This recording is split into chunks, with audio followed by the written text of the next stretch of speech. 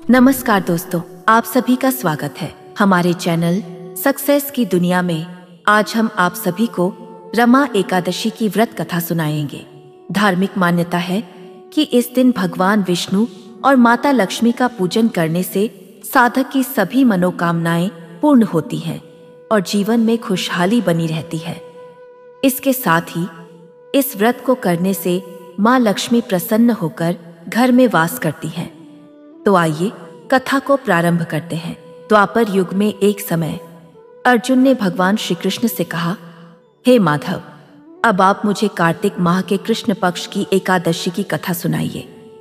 इस एकादशी का क्या नाम है तथा इसमें किस देवता का पूजन किया जाता है? इस एकादशी का व्रत करने से किस फल की प्राप्ति होती है? कृपया करके यह सब हमें विधान पूर्वक कहिए। भगवान श्री कृष्ण ने उत्तर देते हुए कहा, हे अर्जुन, कार्तिक माह के कृष्ण पक्ष की एकादशी का नाम रमा एकादशी है। इसका व्रत करने से सभी पापों का शमन हो जाता है। इसकी कथा इस प्रकार है, तुम ध्यान पूर्वक इसका श्रवण करो। पौराणिक काल में मुचुकुंद नाम का एक राजा राज्य करता था। इंद्र, वरुण, कुबेर, विभीषण आदि उसके मित्र थे।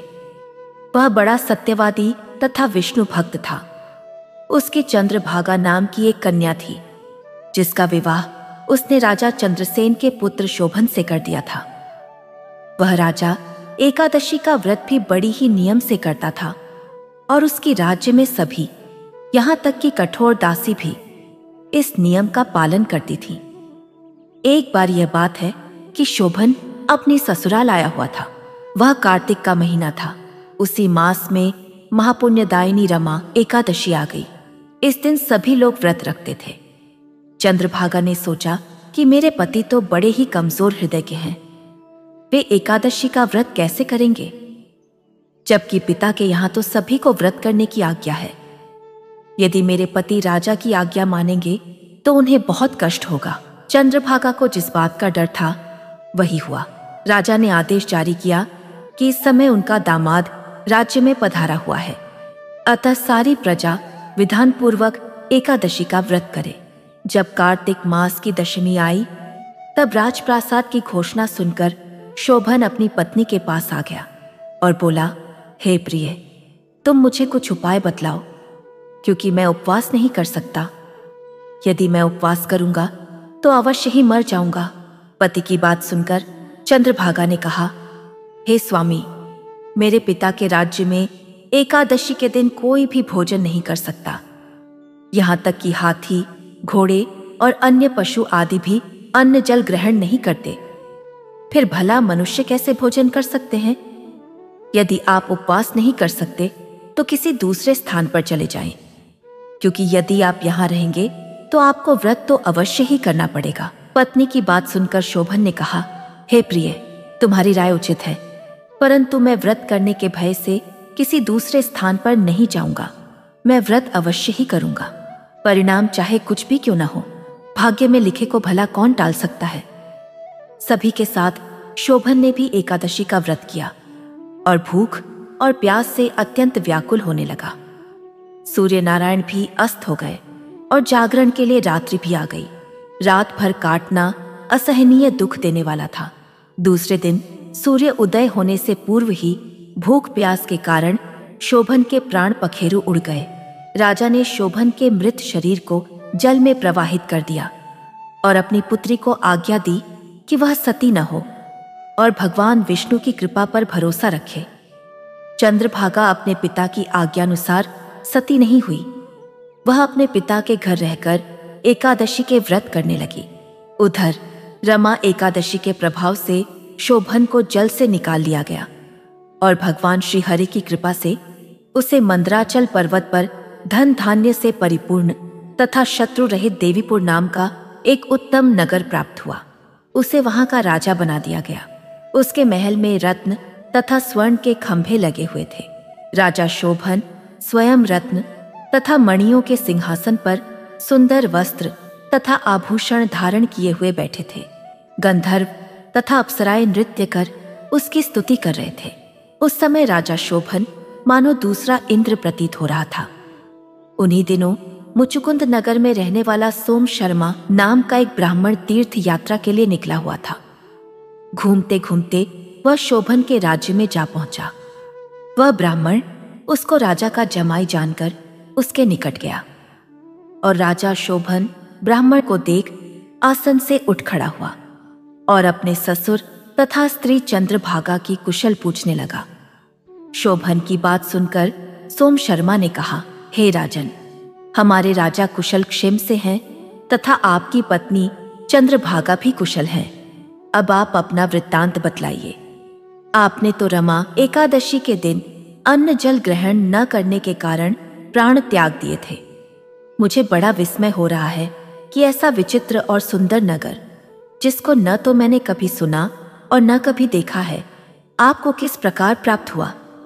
इस पर शोभन ने कहा, हे देव, यह सब कार्तिक माह के कृष्ण पक्ष की रमा एकादशी के व्रत का फल है। इसी से मुझे यह अनुपम नगर प्राप्त हुआ है, किंतु यह अस्थिर है।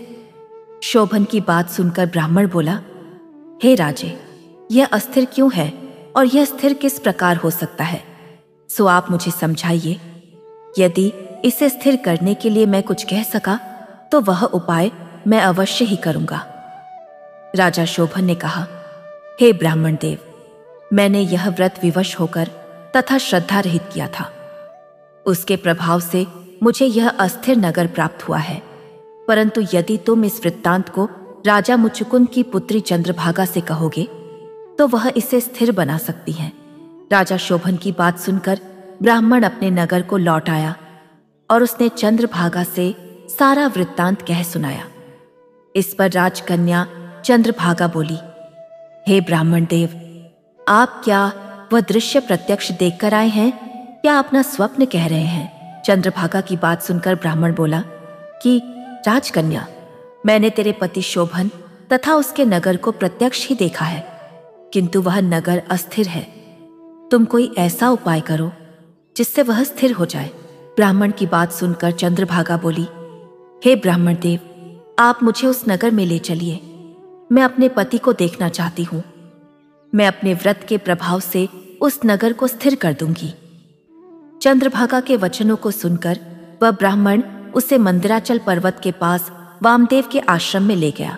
वामदेव ने कथा को सुनकर चंद्रभागा का मंत्रों से अभिषेक किया। चंद्रभागा मंत्रों तथा व्रत के प्रभाव से दिव्य देह धारण करके पति के पास चली गई। शोभन ने अपनी पत्नी चंद्रभागा को देखकर उसे प्रसन्नतापूर्वक आसन पर अपने पास बैठा लिया। चंद्रभागा ने कहा, अब आप मेरे पुण्य को सुनिए। जब मैं अपने पिता के घर में 8 वर्ष की थी, तभी से मैं सभी एकादशी का व्रत कर रही हूँ। उन्हीं व्रतों के प्रभाव से आपका यह नगर स्थिर हो जाएगा और सभी कर्मों से परिपूर्ण होकर प्रलय के अंत तक स्थिर रहेगा। चंद्रभागा दिव्य स्वरूप धारण करके तथा दिव्य वस्त्र आभूषणों से सजकर अपने पति के साथ सुखपूर्वक रहने लगी। श्री कृष्ण ने कहा, हे राजन, यह मैंने रमा एकादशी का महत्व कहा है। जो मनुष्य रमा एकादशी के व्रत को करते हैं, जो मनुष्य रमा एकादशी का महात्म्य सुनते हैं, वे अंत समय में विष्णु लोक को जाते हैं। भगवान श्री हरि बड़े ही दयालु और सर्वमान्य हैं। श्रद्धा पूर्वक या विवश होकर भी यदि कोई उनका पूजन या एकादशी का व्रत करता है तो वह उसे भी उत्तम फल प्रदान करते हैं। परंतु मनुष्य को चाहिए कि वे भगवान का पूजन पूरी श्रद्धा से करें। शोभन अपनी पत्नी द्वारा श्रद्धापूर्वक किए गए एकादशी व्रत के कारण अपने राज्य को स्थिर कर सका। ऐसी सुकर्मी पत्नी भगवान श्री हरि की कृपा से ही प्राप्त हो सकती है। हे राजन, यह मैंने रमा एकादशी का महात्म्य कहा है। जो मनुष्य रमा एकादशी के व्रत को करते हैं, उनकी समस्त ब्रह्म हत्या के पाप नष्ट हो जाते हैं। जो मनुष्य रमा एकादशी का महात्म्य सुनते हैं, वे अंत समय में विष्णु लोक को जाते हैं। अब हम एकादशी माता की कथा को प्रारंभ करते हैं। अगर आपने यहाँ तक कथा को सुन लिया है तो वीडियो को एक लाइक जरूर कर दें। आपके एक लाइक से हमें और कथाएं लाने का प्रोत्साहन मिलता है। और अगर आप हमारे चैनल पर नए आए हैं तो चैनल को सब्सक्राइब करके हमें सहयोग करें। एक समय की बात है, एक नगर में एक बुढ़िया माई रहती थी। उस बुढ़िया माई ने एक बार निर्जला एकादशी का व्रत रखा। बड़ी ही भक्ति और भाव से पूजा अर्चना की। उन्हें वृद्धावस्था में क्या बाधा थी। वह तो अपने पुत्र और पौत्रों की सुख सुविधा के लिए व्रत रखने लगी थी। वे दिन भर तो जरा कठोर मन करके अपनी प्यास को रोके रहीं। दिन में पूजा पाठ किया, कथा सुनी और पंडित जी को मिट्टी के पात्र में भरकर पानी और ऋतुफल दान में दिए। दोना भर भर कर अन्न का वितरण किया। उन्हें गर्मी के कारण बहुत ही बेचैनी हो रही थी। इस कारण से वे बड़ी देर तक पानी में बनी रहीं और पानी के कुल्ले करती रहीं, मुंह धोती रहीं। तब कहीं थोड़ा बहुत धैर्य बन पाया। धूप तो तेज बढ़ ही रही थी, इस कारण मुंह बार बार सूख रहा था। बुढ़िया माई बहुत बेचैन हो रही थी। एक तो बुढ़ापा और दूसरी यह भयंकर गर्मी। वृद्धावस्था की स्थिति तो कुछ दूसरी ही प्रकार की होती है। जैसे तैसे तो दिन पाया था, अब पहाड़ सी रात सामने थी। उसका काटना बड़ा ही कठिन दिखाई दे रहा था। खटिया पर पड़ी शांति नहीं मिल रही थी। वे बार बार करवट बदल रही थीं। अनेक बार वे बाहर जाती और फिर अंदर आती। उन्हें घर के अंदर शांति नहीं थी। वह पड़ी पड़ी एकादशी माता का स्मरण करती रहीं। वह कहती रहीं कि हे माता जी, आप मेरी लाज रखिएगा। आप ही मुझे शक्ति दे दीजिएगा, जिससे मैं भली भांति आपका व्रत कर सकूं और यह भयंकर रात शांतिपूर्वक व्यतीत कर सकूं। प्यास के कारण बुढ़िया माई की बेचैनी तो बढ़ रही थी। उन्होंने धैर्य रखने का बहुत प्रयास किया, किंतु उनकी सहनशीलता की सीमा टूट गई और वह घबराकर एकदम चिल्ला पड़ी। बोली, बचाओ बचाओ बचाओ।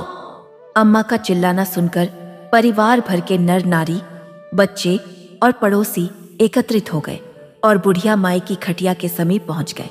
सबने पूछा कि अम्मा जी, आपको क्या हो गया है? आप क्यों चिल्ला पड़ी? आप इस वृद्धावस्था में यह कठिन व्रत क्यों कर रही हैं? अम्मा जी ने कहा, शक्ति से ही भक्ति होती है। थोड़ी ही देर में वे फिर से बोली, अरे हमारे तो प्राण निकले जा रहे हैं। मेरी छाती पर ठंडे पानी का घड़ा रख दीजिए। तब लोगों ने दादी की छाती पर ठंडे पानी का पात्र रख दिया। तब कहीं उन्हें थोड़ा बहुत आराम मिला और थोड़ी देर के लिए उन्होंने अपनी आंखें बंद कर लीं। एकादशी माता ने सोचा कि यह बुढ़िया अम्मा है तो बहुत कठोर, जरा जाकर उसकी परीक्षा ली जाए। वे आधी रात को मुर्गा बनकर तेज आवाज करने लगी। मुर्गे की आवाज सुनकर दादी जल्दी से उठी और बाहर जाकर आसमान की ओर देखा, किंतु आसमान में कहीं उन्हें प्रातःकालीन तारा दिखाई नहीं दिया। बस सोचने लगी कि यह मुर्गा क्यों और कैसे बोल गया है। उनकी प्यास तो बढ़ ही रही थी। थोड़ा बहुत उनका मन भी विचलित होने लगा था, किंतु अंत में उन्होंने निश्चय किया कि मैं अब व्रत पूर्ण करके ही छोड़ूंगी, चाहे भले ही मेरे प्राण निकल जाएं। ये सोचकर फिर वे खटिया पर शिथिल होकर लेट गईं। थोड़ी ही देर में एकादशी माता ने उनकी फिर से परीक्षा लेनी चाहिए।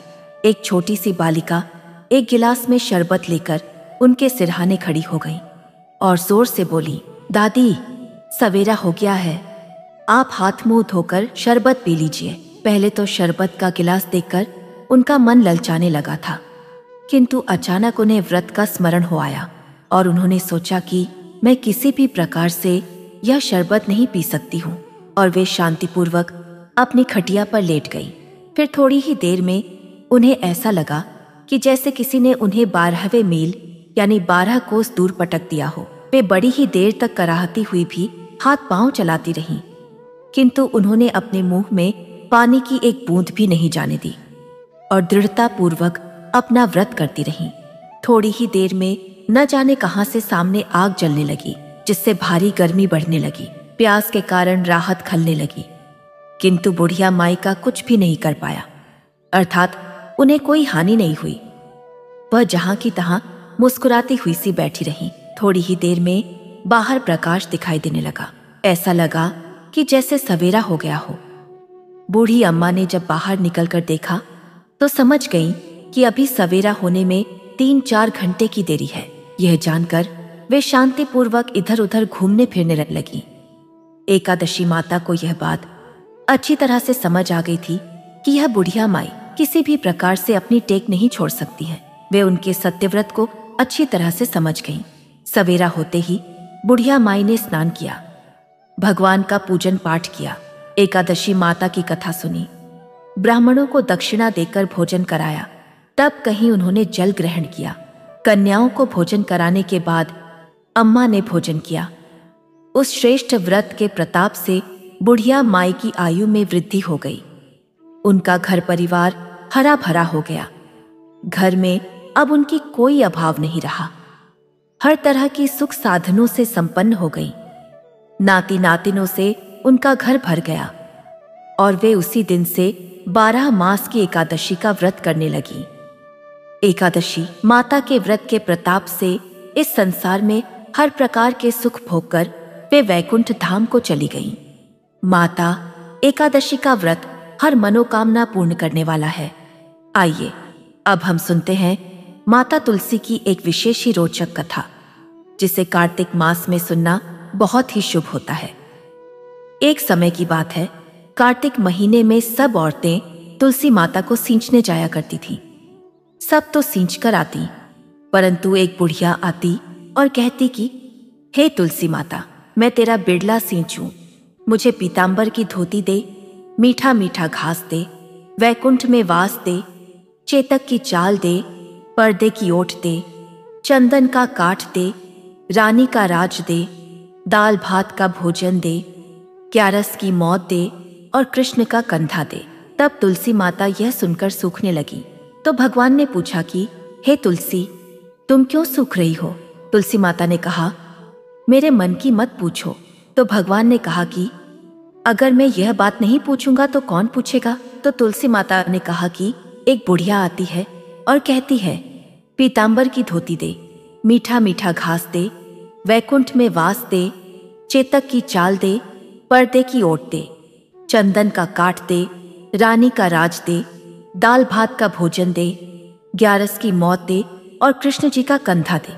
परंतु हे भगवान, मैं सब बात तो पूरी कर दूंगी, लेकिन कृष्ण का कंधा कहाँ से दूंगी? तो भगवान कृष्ण बोले कि जब वह मरेगी तो मैं इसे अपने आप ही कंधा देने आऊंगा। तुम बुढ़िया माई से कह दो। कुछ समय बाद जब बुढ़िया माई का देहांत हो गया, तब तो सारे गांव वाले इकट्ठा हो गए और बुढ़िया माई को ले जाने लगे। तो वह इतनी भारी हो गई कि किसी से भी नहीं उठती। तब सबने कहा, यह तो इतनी पूजा पाठ करती थी, पाप नष्ट होने की माला फेरती थी, फिर भी भारी हो गई। बूढ़े ब्राह्मण के वेश में भगवान आए और सबसे पूछा कि यह कैसी भीड़ है? तब आदमी बोले कि यह बुढ़िया मर गई है, पापी नहीं थी, इसलिए किसी से भी नहीं उठती है। तो भगवान ने बुढ़िया माई के कान के पास जाकर कहा कि बुढ़िया माई, पलके निकाल ले, पीतांबर की धोती ली, मीठा मीठा घास ली, वैकुंठ का वास ली, चेतक की चाल ली, चंदन का काठ ली, झानले की झंकार ली, दाल भात को जीम ली और कृष्ण का कंधा ली। फिर यह बात सुनकर बुढ़िया माई हल्की हो गई। भगवान श्री कृष्ण उन्हें अपने कंधे पर ले गए और उसे मुक्ति मिल गई। हे तुलसी माता, जैसे आपने उसकी मुक्ति कराई, वैसे ही हमारी भी कराना, और जैसे भगवान ने कंधा उसको दिया, वैसा हमें भी देना।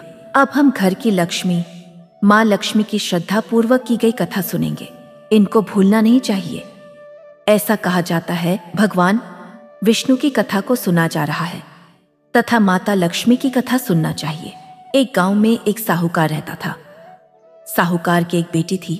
वह प्रतिदिन पीपल सींचने जाती थी। पीपल के वृक्ष में लक्ष्मी जी निवास करती थी। पीपल में से लक्ष्मी जी प्रकट होती थी और चली जाती थी।